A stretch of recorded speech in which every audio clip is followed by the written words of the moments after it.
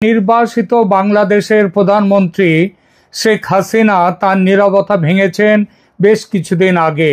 বিভিন্ন audio video ভাষণ দিয়েছেন তার কর্মী সমর্থকদের উদ্দেশ্যে, কিন্তু এই প্রথম তিনি কোনো সংবাদ মাধ্যমে ইন্টারভিউ দিলেন, তাও একটি নয়, তিনটি গণমাধ্যমকে একই দিনে আলাদা আলাদাভাবে।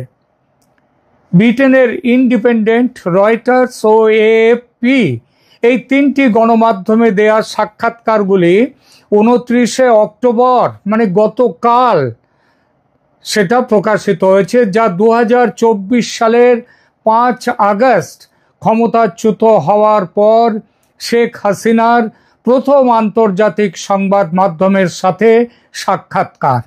তিনটি সংবাদ মাধ্যমই দাবি করেছে যে তাদের সাক্ষাৎকারটি এক্সক্লুসিভ, মানে শুধু তাদেরই দেয়া, এবং সেটা হচ্ছে প্রথম। যেহেতু একই দিনে সাক্ষাৎকারের পদ্ধতি কীরকম ছিল, রয়টার্সের পক্ষে নয়াদিল্লি থেকে ইমেলের মাধ্যমে সাক্ষাৎকার নেন কৃষ্ণা এন দাস, সরিতা চাগান্তি সিং এবং ঢাকার রুমা পল।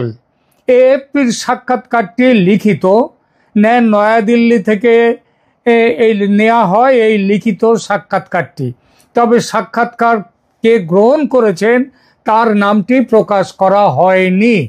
আর দি ইন্ডিপেন্ডেন্ট পত্রিকা লন্ডনের হয়ে মারুসা মুজাফফর সাক্ষাৎকারটি প্রকাশ করেন, কিন্তু কিভাবে যোগাযোগ করেছিলেন তিনি সেটা স্পষ্ট নয়। সেটা আমাদের দেখারও দরকার নেই, কারণ এই তিনটিই হচ্ছে খুব নামকরা সংবাদ মাধ্যম। তিনটি সাক্ষাৎকারের মূল বিষয়গুলি নিয়ে আলোচনায় যাব, তবে তার আগে সাধারণভাবে যে কথাটি বলার তা হলো, দেশের মানুষকে বর্তমান ভয়াবহ সংকট থেকে বাঁচাবার জন্য শেখ হাসিনা যে এবার জেগে উঠেছেন সেটা স্পষ্ট হয়েছে তার এই সাক্ষাৎকারগুলিতে। যেভাবে বাঘিনী মা তার সন্তানদের বাঁচাতে শত্রুর ওপর ঝাঁপিয়ে পড়ে, সেভাবেই তিনি তার দেশকে ও দেশের মানুষকে রক্ষার কাজে ঝাঁপিয়ে পড়বেন আগামী দিনে। সেগুলো এই সাক্ষাৎকারগুলো দেখলেই শুনলেই বোঝা যায়। আর এই চলার জন্য তিনি যে ইতিমধ্যেই কূটনৈতিক বিচারে অনেকখানি এগিয়ে গিয়েছেন, কাজ শুরু করে দিয়েছেন, সেটা এই সাক্ষাৎকারগুলোকে ভালোভাবে বিশ্লেষণ করলে পরিষ্কার বোঝা যাবে। প্রথমে একটু আলাদা আলাদা করে কি বলা হয়েছে সাক্ষাৎকারগুলোতে একটু সেই ধারণা দিই। দ্য ইন্ডিপেন্ডেন্টকে দেওয়া সাক্ষাৎকারে বাংলাদেশের সাবেক প্রধানমন্ত্রী শেখ হাসিনা তার বিরুদ্ধে তোলা অভিযোগগুলো নস্যাৎ করে দিয়েছেন। আন্দোলনকারীদের ওপর হওয়া দমন পীড়নের নির্দেশ দেওয়ার অভিযোগ যেটা এসেছে তার উপর তিনি অস্বীকার করেছেন। হত্যাকাণ্ডের জন্য ব্যক্তিগত দায় তার নেই একথা বলেছেন। তিনি বলেছেন, একজন নেতা হিসেবে আমি চূড়ান্তভাবে নেতৃত্বের দায়িত্ব নিই, কিন্তু এই যে দাবি করা হচ্ছে যে আমি আদেশ দিয়েছিলাম জনতার উপর গুলি চালাতে, এটা সম্পূর্ণ ভুল। হাসিনা আরও দাবি করেন যে তার সরকার প্রথম হত্যাকাণ্ডের একটি স্বতন্ত্র তদন্ত শুরু করেছিল, যা পরবর্তীতে অন্তর্বর্তী সরকার বন্ধ করে দেয়। ডাল মে কুছ কালা হ্যায়। মৃতদের জন্য তা সে আন্দোলনকারী বা নিরাপত্তা বাহিনীর সদস্য যেই হন না কেন, তাদের মৃত্যুতে, সবার মৃত্যুতে তিনি গভীর শোক প্রকাশ করেছেন, কিন্তু সেই মৃত্যুর জন্যে নিজের দায় স্বীকার করে ক্ষমা তিনি চাননি, কারণ তিনি বলেছেন ক্ষমা চাওয়ার মতো কোনো ব্যক্তিগত অপরাধ তিনি করেননি। যদিও এই মিথ্যে অভিযোগের ভিত্তিতে তার বিচারের ব্যবস্থা করেছে বাংলাদেশের বর্তমান অবৈধ ইউনূস সরকার, এবং প্রহসনমূলক সেই বিচারে বাংলাদেশের প্রসিকিউটররা তার জন্য মৃত্যুদণ্ড দাবি করছেন, এবং বিচার পর্ব শেষ হওয়ার আগে মৃত্যুদণ্ডের রায় পর্যন্ত লেখা হয়ে গেছে বলে তিনি স্পষ্ট জানিয়েছেন। এই বিচারকে রাজনৈতিক প্রতিহিংসা দ্বারা চালিত একটি প্রহসনের বিচার বলে অভিহিত করে তিনি বলেন, আইসিটি হলো একটি প্রহসনের আদালত, যার সভাপতিত্ব করছে একটি অনির্বাচিত সরকার, যা আমার রাজনৈতিক প্রতিপক্ষদের নিয়ে গঠিত। এই বিরোধীদের অনেকেই আমাকে সরিয়ে দিতে যা কিছু করা দরকার তা করবে। আমার পরিবারের ইতিহাসের কারণে আমি আমাদের দেশের রাজনৈতিক হত্যার ইতিহাস সম্পর্কে জানি। আমার চেয়ে বেশি জানে, বেশি সচেতন আর কেউ হতে পারে না। এবং আইসিটি দ্বারা এই পদক্ষেপটি সেই কুৎসিত ঐতিহ্যের অংশ। হাসিনা গত বছরের প্রতিবাদের সময় তার গৃহীত ব্যবস্থাকে সমর্থন করেন এবং বলেন সহিংস বিদ্রোহে মৃত্যুর সংখ্যা নিয়ে প্রশ্ন আছে। 1400 পরিসংখ্যানটি স্রেফ প্রচারের উদ্দেশ্যে আইসিটির জন্য উপকারী, কিন্তু সংখ্যাটি ঠিক নয়। কারণ জাতিসংঘ তার মানবাধিকার কমিশন যে রিপোর্ট করেছে, সেই রিপোর্ট লিখেছে জামাতের ছাত্র শিবিরের এক কর্মী, এক নেতা। তিনি বলেন যে সরকারের প্রতিক্রিয়া সেই সময় সদিচ্ছায় জীবনের ক্ষয় কমাতে পরিচালিত হয়েছিল যখন প্রতিবাদ ভয়ঙ্কর রূপ নিচ্ছিল। এবং হাসিনা দাবি করেন যে সহিংসতা তার সরকারের নির্দেশের কারণে নয়, বরং মাঠে উপস্থিত ছিলেন যে নিরাপত্তা কর্মকর্তা, তাদের নেওয়া সিদ্ধান্ত। কারণ অভিযোগগুলো আপোষপূর্ণ সাক্ষ্য এবং প্রমাণের উপর নির্ভর করে, যা একটি অনির্বাচিত সরকারের রাজনৈতিক লক্ষ্য পূরণের জন্য ম্যানিপুলেট করা হয়েছে এবং প্রসঙ্গের বাইরে নেওয়া হয়েছে। মূল সিদ্ধান্তগুলি যেগুলো নিরাপত্তা বাহিনী নিয়েছে, তারা দেশের সুপ্রতিষ্ঠিত অপারেশনাল নির্দেশিকা অনুসরণ করেছিল। পুলিশকে বন্দুক দেয়া হয়েছে তার প্রয়োজনে সেটা ব্যবহারের জন্যে। যখন তাদেরকে পুড়িয়ে মারা হচ্ছে তখন তারা সেগুলো ব্যবহার করবে না, এটা কোনোদিন হতে পারে না। এই নির্দেশিকাগুলো নির্দিষ্ট পরিস্থিতিতে আগ্নেয়াস্ত্র ব্যবহারের অনুমোদন দেয়। গত বছরের 5 আগস্ট দেশ ছেড়ে যাওয়ার সিদ্ধান্তের কারণ হিসেবে তিনি বলেন যে প্রয়োজনের তাগিদে তিনি কাজ করেছিলেন। তিনি বলেন আমি যদি থেকে যেতাম তাহলে আমার জীবনই বিপদে পড়তো না, আমার চারপাশের মানুষদের জীবনও বিপন্ন হতো। গণতন্ত্র পুনরুদ্ধারের প্রতিশ্রুতি দিয়েছেন তিনি বলেছেন দেশ ছেড়ে চলে যাওয়া এবং বাংলাদেশে আওয়ামী লীগ নিষিদ্ধ হওয়া সত্ত্বেও তিনি বাংলাদেশে গণতন্ত্র পুনরুদ্ধার করে ছাড়বেন। শুধুমাত্র মুক্ত, সুষ্ঠু এবং অন্তর্ভুক্তিমূলক নির্বাচন দেশকে নিরাময় করতে পারে, এটা তিনি জোর দিয়ে বলেন। আর তার যে শাসন সম্পর্কে, উত্তরাধিকার সম্পর্কে তিনি একটি খুব বড় কথা বলেছেন। তিনি বলেছেন যে উত্তরাধিকার তিনি রেখে যেতে চান, সেই নেতা হিসেবে স্মরণীয় হতে চান, সেই নেতা হিসেবে যিনি 1990-এর দশকে দীর্ঘ বছরের নিষ্ঠুর সামরিক শাসনের পর দেশে সংসদীয় গণতন্ত্র পুনরুদ্ধার করেছিলেন এবং লক্ষ লক্ষ মানুষকে দারিদ্র্য থেকে উত্তোলন করেছিলেন। তিনি বলেন যে এই অর্জনগুলো এখন বিপরীত হওয়ার হুমকির মুখে রয়েছে, ধ্বংসের মুখে রয়েছে। তার চূড়ান্ত বক্তব্য ছিল আইসিটি দ্বারা তার বিচারের উল্লেখ করে দি ইন্ডিপেন্ডেন্টকে তিনি বলেন কোনো গণতান্ত্রিকভাবে নির্বাচিত নেতাকে সহিংস বিদ্রোহের মুখে তাদের দেশকে রক্ষা করার জন্যে, সাংবিধানিক দায়িত্ব পালনের করার জন্য যে ব্যবস্থাগুলো নিতে বাধ্য করা হয়েছিল, তার জন্য বিচারের মুখোমুখি করা উচিত নয়। রয়টার্সের সাক্ষাৎকারের মূল বিষয়গুলো ছিল ভোট বর্জন সম্পর্কে। তিনি বলেন, হাসিনা রয়টার্সকে বলেন যে আওয়ামী লীগের লক্ষ লক্ষ সমর্থক পরের বছরের জাতীয় নির্বাচন বর্জন করবে যদি দলটিকে নির্বাচনে প্রতিদ্বন্দ্বিতা করা থেকে নিষিদ্ধ করা হয়। তিনি বলেন আওয়ামী লীগের ওপর নিষেধাজ্ঞা শুধুমাত্র অন্যায় নয়, এটা স্বপরাজিত, তারা যে হেরে যাচ্ছে, যারা ক্ষমতায় আছে, এটা তার লক্ষণ। পরবর্তী সরকারের অবশ্যই নির্বাচনী বৈধতা থাকতে হবে। লক্ষ লক্ষ মানুষ আওয়ামী লীগকে সমর্থন করে, তাই বর্তমান অবস্থায় তারা ভোট দিতে পারবে না। আপনি লক্ষ লক্ষ মানুষকে তাদের ভোটাধিকার থেকে বঞ্চিত করতে পারবেন না যদি আপনি এমন একটি রাজনৈতিক ব্যবস্থা চান যা কাজ করে, যা গণতন্ত্রের পক্ষে থাকে। গণতন্ত্র আনতে গেলে আওয়ামী লীগকে রাখতেই হবে। তিনি দেশে ফেরা নিয়ে তিনি বলেন যে তিনি তার দলকে বাদ দিয়ে নির্বাচনের পরে যদি কোনো সরকার গঠিত হয়, যে সরকারে তার দল থাকবে না, নির্বাচনে তার দল থাকবে না, সেই বাংলাদেশে তিনি ফিরবেন না। দলের ভবিষ্যৎ কেমন দেখছেন তিনি? এই ব্যাপারে হাসিনা জানান যে আওয়ামী লীগের নেতৃত্ব তার পরিবারের জন্য নির্দিষ্ট নয়, তার পরিবারের উপরে নির্ভর করে না আওয়ামী লীগের নেতৃত্ব। এটা খুব বড় কথা। তিনি বলেন এটি আমার বা আমার পরিবারের নিজস্ব ব্যাপার নয়। বাংলাদেশের জন্য আমরা যে ভবিষ্যৎ চাই তার জন্য সাংবিধানিক শাসন এবং রাজনৈতিক স্থিতিশীলতা ফিরে আসতে হবে। কোনো একক ব্যক্তি বা পরিবার, সে আমার পরিবারেরই হোক না কেন, তার উপর দেশের ভবিষ্যৎ নির্ধারণ করে না। এএফপির সঙ্গে সাক্ষাৎকারে তিনি মূলত বলেন যে হাসিনা সতর্ক করে দেন যে তার দল ছাড়া নির্বাচন করা ভবিষ্যৎ বিভাজনের বীজ বপন করছে।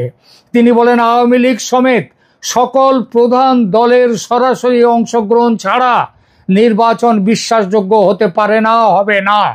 আওয়ামী লীগের অংশগ্রহণ ছাড়া দেশে ভবিষ্যতের বীজ বপন করছেন মোহাম্মদ ইউনূস। ইউনূসকে অবশ্যই আওয়ামী লীগকে পুনর্বহাল করতে হবে, যাতে বাংলাদেশিরা তাদের প্রাপ্য পছন্দ, তাদের পছন্দের দলকে ভোট দিতে পারে। আইসিটি বিচার সম্পর্কে তিনি বলেছেন এএফপিকে দেয়া সাক্ষাৎকারে যে এটা আইনগত রসিকতা এই বিচার, এবং যোগ করেন যে তিনি বিশ্বাস করেন যে এই বিচারের রায় আগে থেকেই ঠিক করা আছে। তাহলে তিনটি সাক্ষাৎকারে সাধারণ প্রসঙ্গগুলো কীরকম ছিল? এক, আন্তর্জাতিক অপরাধ ট্রাইব্যুনাল, যাকে তিনি বলেছেন প্রহসনের আদালত, আইনগত রসিকতা এবং রাজনৈতিক উদ্দেশ্য প্রণোদিত। তিনি যে বলেছেন যে ট্রাইব্যুনাল তার রাজনৈতিক বিরোধীদের নিয়ে গঠিত, একটি অনির্বাচিত সরকার দ্বারা পরিচালিত, এবং এরা একটা আগে থেকেই ঠিক করা রায় দিয়ে দেবে, হয়তো সেটা তার মৃত্যুদণ্ড। দুই, তিনি ক্ষমা চাইতে অস্বীকার করেছেন। জুলাই আগস্টের যে বিক্ষোভে নিহতদের জন্য ক্ষমা চাইতে অস্বীকার করেছেন। তিনি অবশ্যই বলেন যে তিনি অবশ্যই শোকার্ত, তিনি শোক জ্ঞাপন করছেন, সমবেদনা জ্ঞাপন করছেন, কিন্তু ব্যক্তিগত দায় তার আছে তা নয়, সুতরাং তিনি ক্ষমা চাইবেন না। আওয়ামী লীগ পুরো ব্যাপারটাকে তিনি বলেছেন যে ভবিষ্যতে সময় এলে তিনি পুরো ব্যাপারটাকে ভালোভাবে বিচার করবেন। তিন, আওয়ামী লীগ নিষিদ্ধকরণের সমালোচনা তিনি করেছেন। এটাকে তিনি বলেছেন যে যারা ক্ষমতায় আছে এটা তাদের অন্যায় এবং তাদের পরাজিত মনোভাবের প্রকাশ। 4 নম্বর, তিনি বলেছেন আওয়ামী লীগ নিষিদ্ধ হলে দলের লক্ষ লক্ষ সমর্থক ফেব্রুয়ারি 2026-এর নির্বাচন বর্জন করবে এবং এই বর্জন করার মাধ্যমে নির্বাচনের বৈধতা নিয়ে প্রশ্ন উঠে যাবে। 5 নম্বর, দেশে ফেরার বিষয়ে তার সিদ্ধান্ত। তিনি স্পষ্ট বলেছেন যে আওয়ামী লীগকে বাদ দিয়ে নির্বাচন হলে সেই নির্বাচনের পর গঠিত কোনো সরকারের অধীনে তিনি বাংলাদেশে ফিরবেন না।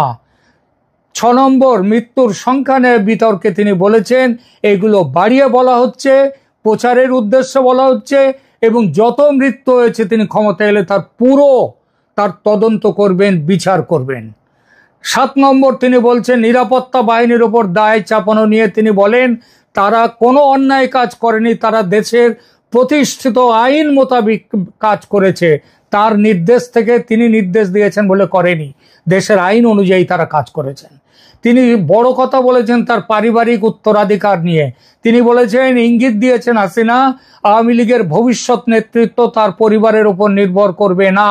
তিনি বলেন এটা আমার বা আমার পরিবারের ব্যাপার নয়। এটা একটা খুব বড় কথা যে বিশ্ব জনমতের প্রশংসা ইতিমধ্যেই পেয়ে গেছে। 9 নম্বর, সাংবিধানিক দায়িত্ব পালনের যুক্তি তিনি দিয়েছেন। তিনি বলেছেন সহিংস বিদ্রোহের মুখে দেশকে রক্ষা করার জন্যে এর চেয়ে অন্য কিছু করা তার সামনে ছিল না, এবং এই কারণের জন্য গণতান্ত্রিকভাবে নির্বাচিত তার নেতৃত্বকে বিচারের মুখোমুখি করা যায় না। শেষ 10 নম্বর, গণতন্ত্র পুনরুদ্ধারের প্রতিশ্রুতি শুধু নয়, তার জন্য কাজ করার কথা জোর দিয়ে বলেছেন। তিনি বলেছেন গণতন্ত্র পুনরুদ্ধারের জন্য আমি প্রতিশ্রুতিবদ্ধ এবং শুধুমাত্র মুক্ত, সুষ্ঠু এবং অন্তর্ভুক্তিমূলক নির্বাচন দেশকে নিরাময় করতে পারে, আর এজন্যে যা যা করা দরকার তা তিনি করবেন। বাংলাদেশ সরকার তার এইগুলো দেখেছে। প্রধান উপদেষ্টার প্রেস সচিব শফিকুল আলম বলেছেন যে অন্তর্বর্তী সরকার প্রথমে হাসিনার সাক্ষাৎকার ভালোভাবে পড়বে, তারপর মন্তব্য করবে। কিন্তু এই সাক্ষাৎকারগুলোর একটা ঐতিহাসিক তাৎপর্য এই জন্যেই যে ক্ষমতাচ্যুত হওয়ার পর 14 মাসেরও বেশি সময় পরে 15 মাসের মাথায় এসে হাসিনা প্রথম আনুষ্ঠানিক সাক্ষাৎকার দিলেন কোনো গণমাধ্যমে। এগুলো বাংলাদেশের রাজনৈতিক সংকট, আওয়ামী লীগের ভবিষ্যৎ এবং আসন্ন ফেব্রুয়ারির নির্বাচনের বৈধতা সম্পর্কে তার অবস্থান স্পষ্ট করে।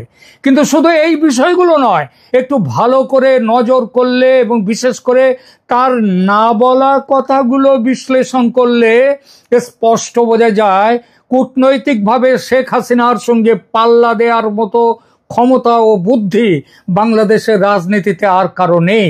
কি সেই না বলা কথাগুলো? আপনারা অবাক হয়ে যাবেন, কিন্তু আমি যখন বলবো তখন বুঝতে পারবেন কেন বলছি না বলা কথাগুলো। 1 নম্বর, শেখ হাসিনা তার এই সাক্ষাৎকারে তিনটে সাক্ষাৎকারে পশ্চিমীদের ষড়যন্ত্র বিষয়ে একেবারে নীরব থেকে গেছেন। দ্য ইন্ডিপেন্ডেন্ট, রয়টার্স এবং এএফপিকে দেয়া 3টি সাক্ষাৎকারেই শেখ হাসিনা সচেতনভাবে তার সরকারের পতনের জন্য পশ্চিমাদের বা সাদা চামড়ার মানুষদের ষড়যন্ত্রের কোনো উল্লেখ করেননি। এটা একটি অত্যন্ত উল্লেখযোগ্য কূটনৈতিক চাল, কারণ ক্ষমতাচ্যুত হওয়ার পর তিনি এই বিষয় নিয়ে অত্যন্ত সোচ্চার ছিলেন। মে 2024-এ, আপনাদের হয়তো মনে আছে, মে 2024-এ হাসিনা প্রকাশ্যে দাবি করেছিলেন যে একজন সাদা মানুষ, হোয়াইট ম্যান, তার কাছে এসে প্রস্তাব দিয়েছিল যে যদি তিনি বাংলাদেশে একটি বিদেশি বিমান ঘাঁটি নির্মাণের অনুমতি দেন তাহলে তার পুনর্নির্বাচন নিয়ে প্রশ্ন উঠবে না। তিনি আরো বলেন যে পশ্চিমা শক্তিরা পূর্ব তিমুরের মতো একটা খ্রিস্টান রাষ্ট্র তৈরি করার পরিকল্পনা করছে বাংলাদেশের চট্টগ্রাম পার্বত্য অঞ্চল এবং মিয়ানমারের অংশ নিয়ে। আগস্ট 2024-এ ক্ষমতাচ্যুত হওয়ার পরপরই হাসিনা বলেছিলেন যে তিনি সেন্ট মার্টিনস দ্বীপের সার্বভৌমত্ব আমেরিকার হাতে তুলে না দেওয়ার জন্যেই ক্ষমতাচ্যুত হয়েছেন। আমেরিকা তাকে ক্ষমতাচ্যুত করেছে। তিনি বলেন, আমি ক্ষমতায় থাকতে পারতাম যদি সেন্ট মার্টিন এবং বঙ্গোপসাগর আমেরিকাকে দিয়ে দিতাম। ডিসেম্বর 2024 এবং 2025 সালের প্রথমার্ধে তার ভার্চুয়াল ভাষণে হাসিনা বারবার বিদেশি ষড়যন্ত্র এবং মোহাম্মদ ইউনূসকে বিদেশি শক্তির সাথে ষড়যন্ত্রকারী হিসেবে উল্লেখ করেছেন। কিন্তু এবারের এই 3টি সাক্ষাৎকারের কোনোটিতেই একটি কথা তিনি বলেননি এই নিয়ে। একদম নীরব। এই নীরবতা কৌশলগত এবং অত্যন্ত সচেতনভাবে তিনি নীরব থেকেছেন। এর পেছনে গুরুত্বপূর্ণ কারণগুলো হচ্ছে, গত কিছুদিন ধরে একাধিক প্রতিবেদনে আমি বলেছি শেখ হাসিনার প্রতি আমেরিকার ট্রাম্প প্রশাসনের মনোভাব অনেকটাই পাল্টে গেছে। ভারত ও আমেরিকা যৌথভাবে বাংলাদেশকে ইউনূসের মৌলবাদী শক্তির কবল থেকে উদ্ধার করে গণতন্ত্রের পথে ফিরিয়ে আনতে চায় এখন। আর এই কাজ তখনই হতে পারে যখন শেখ হাসিনা এই প্রক্রিয়ায় বড় ভূমিকা নেবেন। এমনকি দেশের ক্ষমতা যদি তিনি হাতে পান তাহলেই দেশ উদ্ধার হবে। একই মত ইউরোপের বিভিন্ন দেশের। এই পরিস্থিতিতে পুরনো কাসুন্দি ঘাটাঘাটি করাটা বুদ্ধিমানের কাজ নয়, তাই নীরব থেকেছেন শেখ হাসিনা। তার মানে অবশ্য অভিযোগ থেকে যে তাদের মুক্ত করে দিয়েছেন তা কিন্তু নয়, শুধু উৎস রেখেছেন। বরং যে বিষয়গুলি তার কাছে এখন জ্বলন্ত তিনি সেই বিষয়গুলোর উপর জোর দিয়েছেন। যেমন তার বিরুদ্ধে গণহত্যার অভিযোগ, আইসিটির বিচার প্রহসন, আওয়ামী লীগকে নিষিদ্ধ করা, আওয়ামী লীগকে বাদ দিয়ে নির্বাচন করতে যাওয়া ইত্যাদি বিষয়। হাসিনা জানেন বিশ্ব জনমত ক্রমশ তার বক্তব্যের সপক্ষে আসছে। এ সময় ষড়যন্ত্রের কথা উল্লেখ করলে হিতে বিপরীত হবে। দ্বিতীয় কারণ, লক্ষ্য হচ্ছে দর্শক পরিবর্তন। হাসিনার পূর্ববর্তী ষড়যন্ত্র তত্ত্বগুলো মূলত ঘরোয়া দর্শকদের উদ্দেশ্যে ছিল। ভার্চুয়াল ভাষণে তিনি আওয়ামী লীগের সমর্থকদের সাথে কথা বলছিলেন যারা এই ন্যারেটিভকে সমর্থন করে।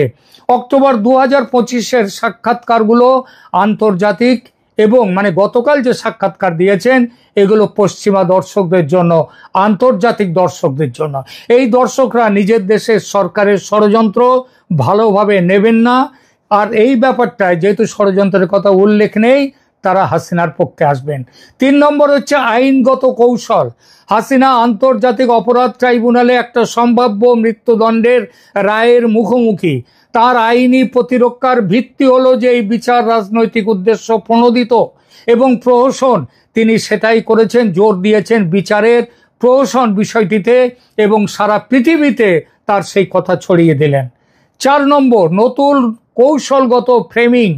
হাসিনা তার সাক্ষাৎকারে একটা ভিন্ন ন্যারেটিভ তৈরি করেছেন। তিনি একজন গণতান্ত্রিকভাবে নির্বাচিত নেতা, যিনি সহিংস বিদ্রোহের শিকার হয়েছেন। তার বিচার রাজনৈতিক প্রতিহিংসা দ্বারা চালিত। আওয়ামী লীগ নিষিদ্ধকরণ করা হয়েছে গণতন্ত্রকে হত্যা করার জন্য। এর মাধ্যমে ইউনূস সরকারের চরিত্রটা তিনি পরিষ্কার করে দিলেন। আর একটা বড় কথা, তিনি পারিবারিক উত্তরাধিকার থেকে দূরে সরে যাচ্ছেন এবং বাংলাদেশের ভবিষ্যৎ নিয়ে চিন্তিত। এই ফ্রেমিং পশ্চিমা দর্শকদের কাছে অনেক বেশি কার্যকর এবং বিশ্বাসযোগ্য, যারা উত্তরাধিকার সূত্রের নেতৃত্বকে সমর্থন করে না। এটা হাসিনাকে ষড়যন্ত্রবাদী নয়, বরং নির্যাতিত একজন রাজনৈতিক নেতা হিসেবে বিশ্বের কাছে উপস্থাপিত করে। এই সাক্ষাৎকারের প্রতিক্রিয়া কি হয়েছে? হাসিনার পক্ষে, আওয়ামী লীগের পক্ষে বিশ্বের তাবৎ বিখ্যাত মানবাধিকার সংগঠনগুলো ইতিমধ্যেই মুখ খুলেছে। ভারত তো অনেক আগে থেকে আওয়ামী লীগকে নিয়ে নির্বাচনের কথা বলেছে। আমেরিকা তখন শুধু ফ্রি অ্যান্ড ফেয়ার ইলেকশন বলছিল, ইনক্লুসিভ ইলেকশন বলছিল না। সেই আমেরিকা তার অবস্থান পাল্টে ইনক্লুসিভ ইলেকশনের কথা বলছে, আওয়ামী লীগকে বাদ দিয়ে নির্বাচনের বিরোধিতা করছে, পরিষ্কারভাবে বলছে আওয়ামী লীগকে নিয়ে নির্বাচন করতে হবে। নিশ্চিতভাবেই বাংলাদেশের বর্তমান পরিস্থিতি থেকে উদ্ধারের পথ হিসেবে বিশ্ব জনমত আরো দ্রুত এসে যাবে শেখ হাসিনার পক্ষে। একদিনে 3টি ইন্টারভিউ দিয়ে বাঘিনী মা সেই সম্ভাবনার দরজা খুলে দিলেন। এখনকার মতো এখানেই থামছি। ধন্যবাদ।